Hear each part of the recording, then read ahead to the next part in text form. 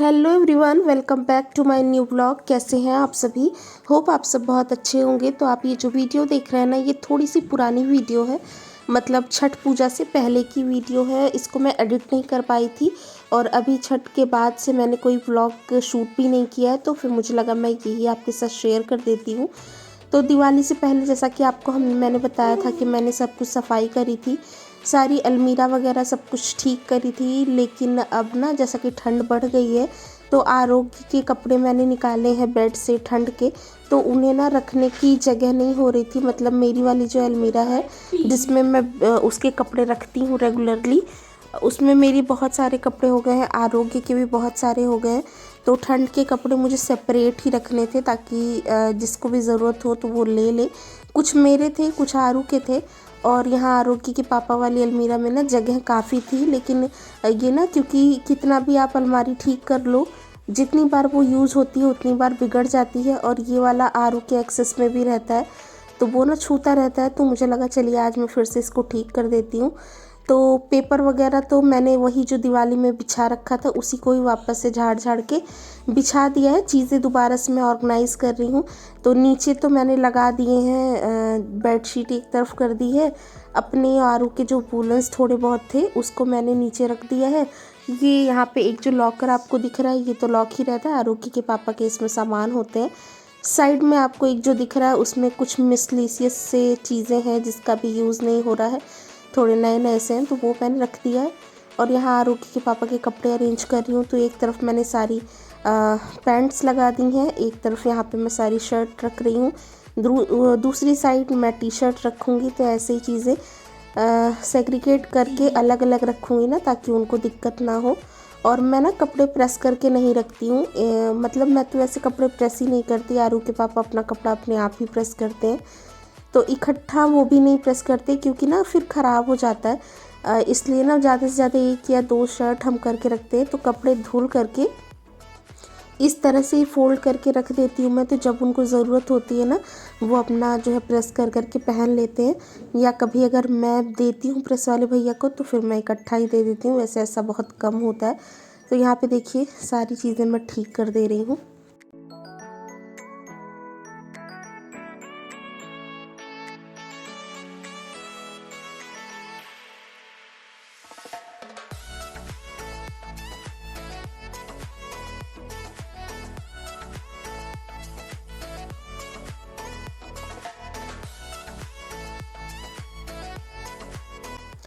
और ये जो दिन था ना, ये मेरे ख्याल से शुक्रवार का दिन था। छठ से पहले जो फ्राइडे था उस वो वाला दिन था। और इस समय मैं आरोग्य को भेज चुकी थी ट्यूशन, स्कूल, क्योंकि उस समय बंद चल रही थी, दिवाली की छुट्टियां पड़ी थी। तो मैं ना ऐसे दोपहर में, जैसे मैं बहुत कम सोती हूँ, लेटी तो रहती हूँ, नींद नहीं लगती, क्योंकि जैसे इतना ज़्यादा टाइम नहीं होता ना कि आप, क्योंकि नींद अगर एक बार लग जाए तो 2 3 4 घंटे आप सो जाते हो। तो नींद मुझे वैसे भी नहीं आती, रात को ही आती है। लेकिन हाँ, आराम करने के लिए लेटती हूँ ज़रूर मैं। लेकिन जब कोई चीज़ मुझे ऐसा लगता है ना कि नहीं मेरी ख़राब हो रही है या ऑर्गेनाइज नहीं है, तो वो ना मेरे दिमाग में चलती रहती है चीज़ें। भले ही मैं उसको करने में 3 4 दिन एक्स्ट्रा ले लूँ, ना उस समय कर पाऊँ, अलग बात है, काम के चलते या कभी कभी आलस भी आ जाता है। लेकिन फिर ना उस चीज़ को मैं भूलती नहीं हूँ, 24 घंटे मेरे दिमाग में वो चलती रहती है, जब तक कि मैं उसको अपने हिसाब से अरेंज ना कर लूँ। आरोग्य के पापा भी अपनी ये अलमीरा ठीक करते हैं, लेकिन मुझे ना वो समझ नहीं आती।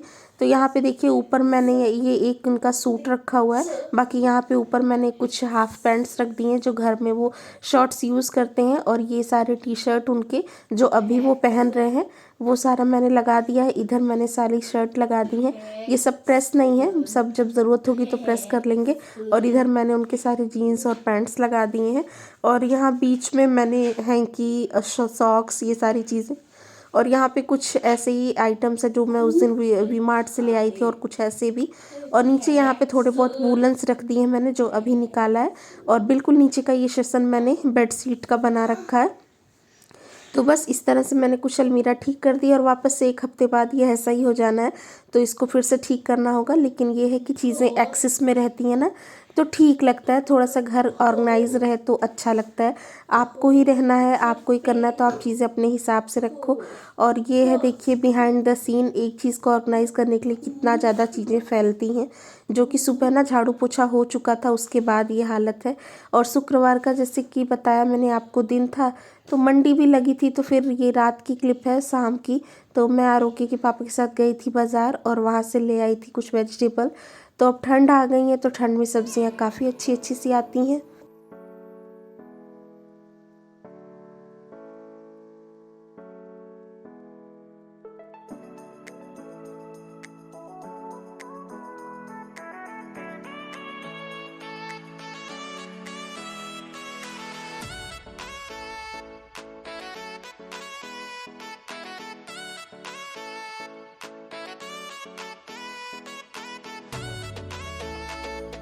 तो देखिए यही सब मैं वेजिटेबल्स की शॉपिंग करके ले आई हूँ, और साथ में ही ये कॉल आउट का रिफ़िल भी ले आई हूँ। और आज ना नए वाले आलू भी मिल रहे थे, तो मैंने दोनों ही मिक्स करके ले लिया है, थोड़ा सा ये थोड़ा सा वो। और ये दिखा देती हूँ क्विकली आपको क्या क्या ले आई हूँ मैं। प्याज है, और यहाँ पे शिमला मिर्च, मटर, मटर भी काफ़ी अच्छे अब आने लग गए हैं। और ये पालक, सोया, और मेथी भी लिया है मैंने, अदरक लिया है, यहाँ पे मिर्ची और धनिया है, बहुत फ्रेश मूली मिल रही थी, गोभी, टमाटर, लहसुन, यही सारी चीज़ें ले ली हैं। और उसके बाद क्योंकि ना जिस दिन बाज़ार होती है उस दिन मार्केट से आने में फिर काफ़ी लेट हो जाता है, और खाना बनाने में भी लगता है कि क्या बनाए। तो क्योंकि मटर वटर आई ही थी, तो मन हो रहा था कि खूब अच्छा सा पुलाव बनाया जाए। आरोग्य के पापा ने भी बोला था, और दिन में भी मैंने बहुत सारा काम किया था ना, तो मैं वैसे भी थक रही थी, तो फिर उन्होंने कहा कोई नहीं बना लो। तो पुलाव मैं बनाऊंगी लेकिन थोड़ा सा डिफरेंट स्टाइल में। और यहाँ पे मैं आपको दिखा रही हूँ कि देखिए इस तरह से ना मैंने अपने किचन में छोटे छोटे से हुक लगा दिए हैं, इससे ना बहुत सारी चीज़ें आराम हो गई हैं। और यहाँ पे पुलाव की तैयारी कर रही हूँ, थोड़ा सा डिफरेंट बनाऊंगी, तो उसकी ही तैयारी की है मैंने। आलू कट करा है, गोभी कट किया है, इसमें शिमला मिर्च ले ली है, मटर ले लिए हैं, टमाटर, अदरक, लहसुन, मिर्ची, सारी चीज़ें। और इसमें से कुछ चीज़ें पीस करके डालूंगी, कुछ कट करके। धनिया खूब सारा लिया है, थोड़े से पालक और सोया भी कट कर लिया है मैंने। तो अब देखिए सबसे पहले जो धनिया, मिर्ची, लहसुन, अदरक होगा ना, उसको मैं पहले पीसूंगी।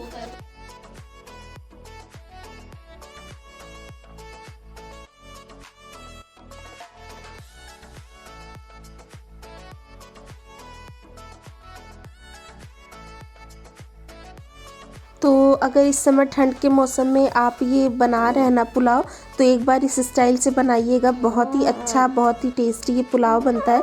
खूब सारा धनिया, लहसुन, अदरक, मिर्ची, ये सारी चीज़ें लेकर के आप इसमें पीस लीजिएगा। आप चाहो ना तो थोड़ी सी काली मिर्ची भी डाल देना, मैं भी डालती, लेकिन मेरे पास साबुत काली मिर्च थी नहीं, ख़त्म हो गई थी। तो ये सारी चीज़ें डालने के बाद तो सबकी क्वांटिटी में थोड़ी सी ज़्यादा सा लीजिएगा। जैसा कि आपने देखा मैंने 7 से 8 मिर्चियाँ ली हैं, हालांकि ये मिर्ची बहुत ज़्यादा तीखी नहीं है। लहसुन भी खूब सारा लिया था, फिर मुझे लगा कुछ ज़्यादा ही हो जाएगा, तो मैंने निकाल दिया। और उसके बाद ये टमाटर भी ना मैं इसमें ही पीस दे रही हूँ। तो 2 ये बिग साइज़ के टमाटोज़ थे, इनको भी मैं इसमें ही पीसूँगी। और उसके बाद इसका ना चटनी की तरह हम एक पेस्ट बनाएंगे। बहुत दरदरा नहीं चाहिए, बहुत महीन भी नहीं चाहिए, मतलब सेमी थिक हो, ऐसा आप इसको पीस करके तैयार कर लीजिए।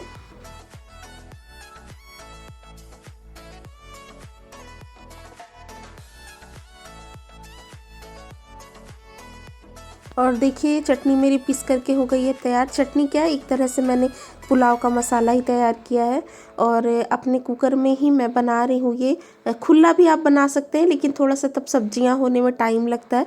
तो मैं ना 1 पॉट मील की तरह इसको बना रही हूँ, तो एक ही गो में सारी चीज़ें भूनूंगी भी, बनाऊंगी भी।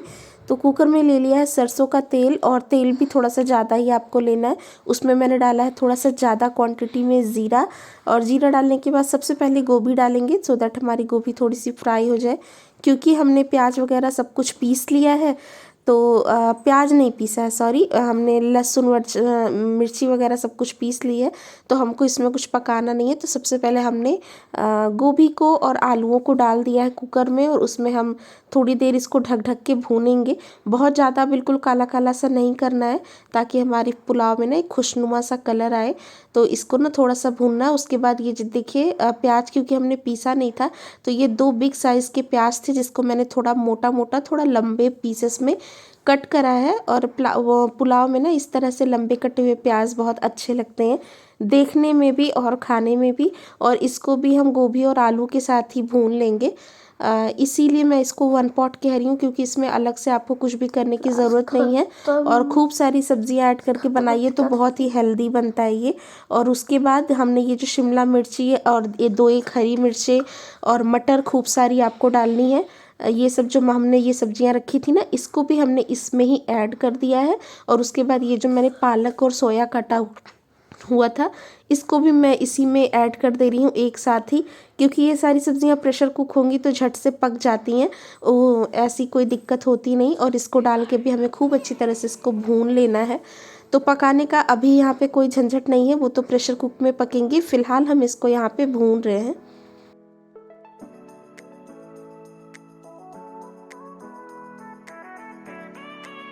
और जब आपको लगे ना कि आपने वो जो सब्जियां डाली हैं वो थोड़ा सा भून गया है, पालक वगैरह थोड़ा सा श्रिंक हो गया है, तो उसके बाद ये जो हमने पिसा हुआ मसाला रखा था ना, इसको आपको इसमें डाल देना है। और इस वाले पुलाव में ना मेन रोल आपकी इसी पिसे हुए मसाले का है। ज़्यादातर हम क्या करते हैं कि कटी हुई ये सारी चीज़ें इसमें डालते हैं, तो इतनी क्वांटिटी में अगर आप धनिया लहसुन इसमें कट करके डालेंगे ना तो वो टेस्ट नहीं आएगा जितना कि इसको पीस के डालने में आता है। तो ग्रीन ग्रीन सा ये पुलाव बनता है। और पता है, आप इसमें ना पालक की प्योरे भी पीस करके डाल सकते हैं, जो मैंने कट करके डाली है। लेकिन अभी तो फ़िलहाल मैंने कट करके डाला है, कभी मैं पीस के भी आपके साथ शेयर करूँगी। और वो मसाला डालने के बाद अब यहाँ पे सूखे मसाले डालेंगे, तो वही नॉर्मल जो मसाले मैं यूज़ करती हूँ, हल्दी मिर्ची धनिया का पाउडर, सब्जी मसाला, बहुत थोड़ा सा गरम मसाला, ये सारी चीज़ें डालने के बाद इसको मैंने ऐड कर दिया। और हाँ, इसमें ना धनिया का पाउडर थोड़ा सा ज़्यादा क्वांटिटी में जाएगा, क्योंकि उसकी खुशबू, उसकी अरोमा बहुत अच्छी आती है। और ये मसाला भी डालने के बाद आपको इसको भूनना है, तो थोड़ा थोड़ा आपको चीज़ें ऐड करती जानी है, भूनती जानी है। और पता है, इस स्टेज पे अगर आप उसको पुलाव नहीं बनाना चाहते ना, तो 1 घूंट पानी डाल करके आप इसको सीटी लगा लीजिए ना, तो ये एक बहुत अच्छी सब्ज़ी भी बन सकती है। और इसको आप चावल रोटी के साथ खाएंगे, बहुत टेस्टी लगेगा। लेकिन मैं तो इसका पुलाव बना रही हूँ ना, तो ये कुछ ऐसी चीज़ें हैं जो ठंड में बहुत अच्छी लगती हैं। और रंगत देखिए इस समय मसाले का, बहुत ही ज़्यादा अच्छा लग रहा था और खुशबू तो बहुत ही अच्छी आ रही थी।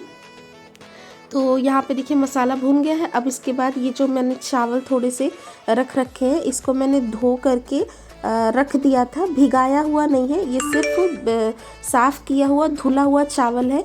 और इसको मैंने ऐड कर दिया है अपने कुकर में। और डालने के बाद फिर आपको अच्छी तरह से इसको मिक्स कर देना है।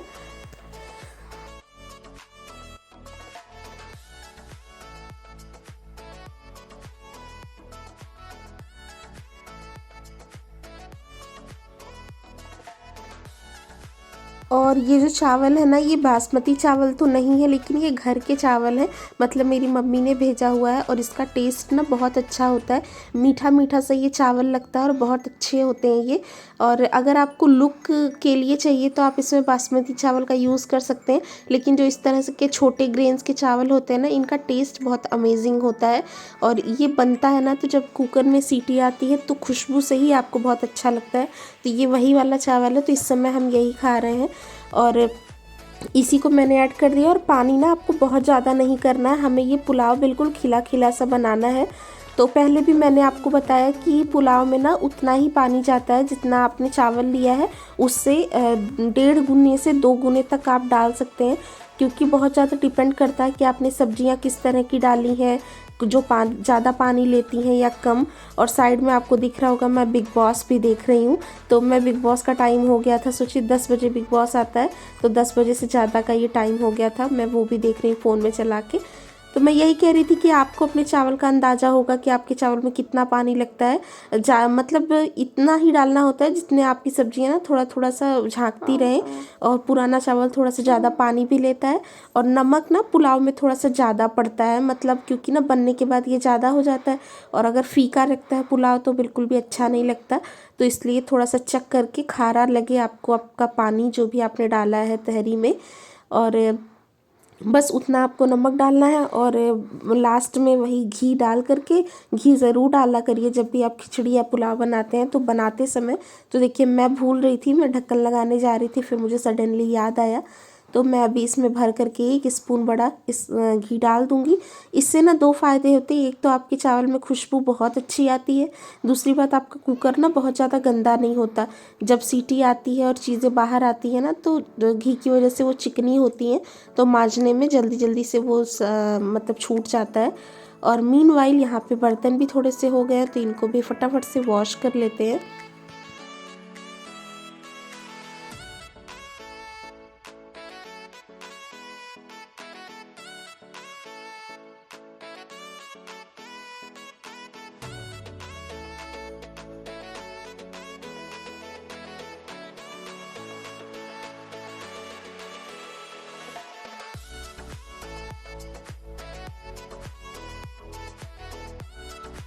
और देखिए बर्तन भी धुल गए हैं। यहाँ पे थोड़ा सा सैलेड कट कर रही हूँ मैं।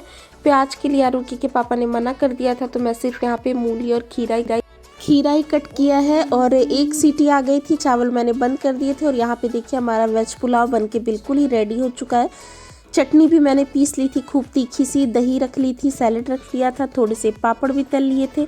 तो ये थी हमारी फ्राइडे की थाली। आपको कैसी लगी ट्राई करिए, और ठंड में ना एक बार ज़रूर ये वाली थाली बनाइएगा। अब मैं आपसे मिलूंगी जल्द ही, तब तक के लिए you guys take care and I am sending lots and lots of love to you all. Thank you so much for watching, take care and bye bye.